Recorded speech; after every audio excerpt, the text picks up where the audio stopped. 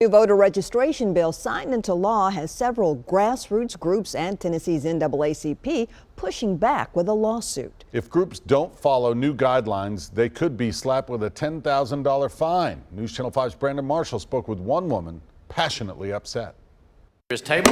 Next bill, Mr. Clerk. Hours after Governor Bill Lee signed a bill on voter registration drives into law, Vote aye when the bell rings. several groups pushed back. A 40-page lawsuit claims the new law puts heavy requirements on volunteers and organizations who seek to help people register to vote. There's no need for legislation to hold people accountable. Tequila Johnson advocates for African Americans and other communities of color It's in alignment with immigrant rights. to have a fair and just opportunity. Putting together the numbers and looking at the target district. The lawsuit says the law violates a person's free speech, the right to vote, and due process, There's no consistency, yet you want to hold organizations accountable. especially when it comes to minorities and the elderly. Those communities don't have equitable access to voter registration. They don't have internet access to use online portal. They don't understand the form. It's a lot of basic information. So they need more assistance. Secretary of State Trey Hargett initiated the bill. His office would not comment on the lawsuit, but said the bill protects the voters' information written on registration forms. We couldn't find the person. Last year, it received 10,000 incomplete forms out of Shelby County. People can be arrested for making mistakes, whether